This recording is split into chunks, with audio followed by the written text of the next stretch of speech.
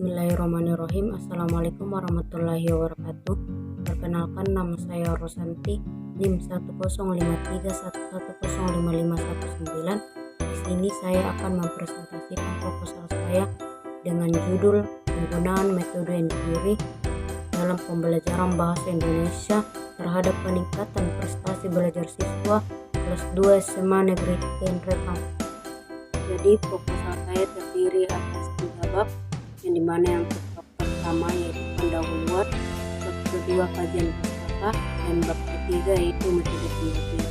Untuk bab 1 pendahuluan, yang pertama yaitu latar belakang, maka dirasa perlu untuk menguji kebakang penerapan satu metode pembelajaran bahasa Indonesia di SMA Negeri 3 Rekang dengan menggunakan metode empiri.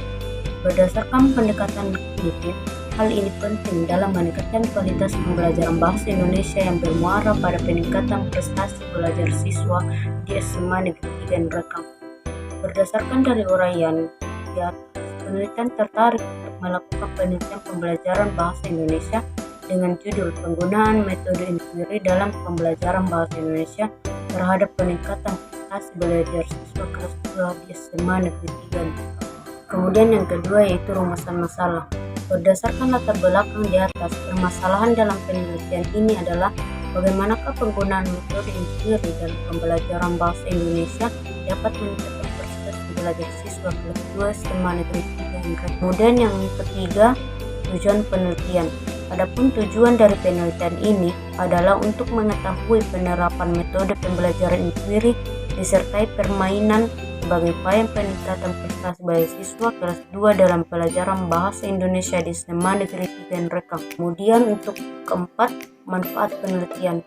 Adapun manfaat penelitian ini adalah yang pertama yaitu manfaat teoritis dan yang kedua yaitu manfaat praktis. Bab kedua yaitu kajian pustaka. Yang pertama itu pengertian empiri. Inquiry berasal dari kata to inquire yang berarti ikut serta atau terlibat dalam mengajukan pertanyaan-pertanyaan, mencari informasi, dan melakukan penyelidikan.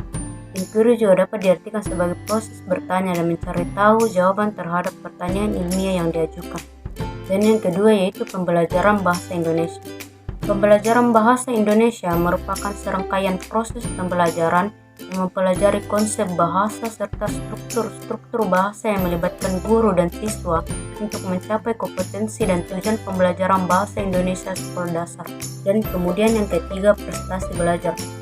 Prestasi belajar adalah hasil pengukuran dari penilaian usaha belajar yang dinyatakan dalam bentuk simbol, huruf maupun kalimat yang menceritakan hasil yang sudah dicapai oleh setiap anak pada periode tertentu. Kemudian untuk bagian B yaitu kerangka pikir. Kegiatan pembelajaran dengan maksud untuk meningkatkan kemampuan belajar siswa yang diwujudkan dalam bentuk prestasi belajar menjadi harapan guru bagi siswa sebagai sasaran pembelajaran. Oleh karena itu, guru hendaknya senantiasa memberikan pelajaran dengan menggunakan metode pembelajaran yang dipandang efektif agar siswa dapat belajar maksimal sekaligus pencapaian tujuan pengajaran. Salah satu metode pembelajaran yang dapat digunakan guru seperti halnya pada mata pelajaran bahasa Indonesia adalah metode empiri. Melalui penggunaan metode ini, siswa dapat lebih aktif dalam kegiatan belajar mengajar, sehingga siswa dapat lebih memahami materi pelajaran dibandingkan dengan penggunaan metode-metode lainnya. Namun, tentunya setiap metode pembelajaran memiliki kelebihan dan kekurangan. Oleh karena itu, penggunaan metode tersebut betul-betul harus searah dengan pencapaian tujuan pengajaran dan relevan dengan materi pembelajaran. Dan untuk lebih jelasnya, kerangka pikir di atas yang saya paparkan digambarkan dalam bentuk bagan seperti berikut. Kemudian untuk bagian C-nya itu ada hipotesis penelitian. Berdasarkan kajian pustaka dan kerangka pikir di atas, maka hipotesis dalam penelitian ini adalah penggunaan metode empiri dalam pembelajaran bahasa Indonesia dapat meningkatkan prestasi belajar siswa kelas 2 SMA Negeri 3 Rekang.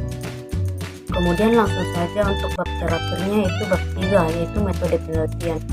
Untuk bagian A-nya itu adalah jenis penelitian. Penelitian ini adalah penelitian tindakan kelas atau classroom action research yang bertujuan untuk meningkatkan prestasi belajar siswa. Untuk bagian B-nya lokasi. Lokasi penelitian akan dilaksanakan di SMA Negeri 3 Rekang untuk kelas 2. Dan untuk bagian C, subjek penelitian ini adalah siswa kelas 2 SMA Negeri 3 Rekang.